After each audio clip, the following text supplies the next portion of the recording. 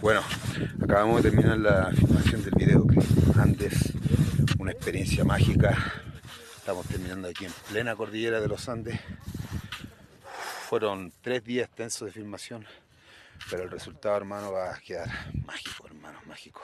Superando mi expectativa de cómo me había previsualizado en esta canción. Este tema pertenece al disco Cutral y es la culminación del lanzamiento de mi álbum y de ya de un año ya que ya está corriendo por todas las plataformas, ya va para las 80.000 reproducciones Cutral, y esta canción en sí está quedando bomba.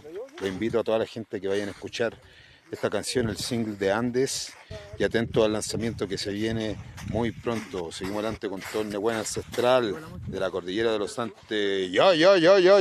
Andes, que recorre las aguas glaciares, volcanes, tierra de los aires. Domingo 1 de diciembre, estreno oficial.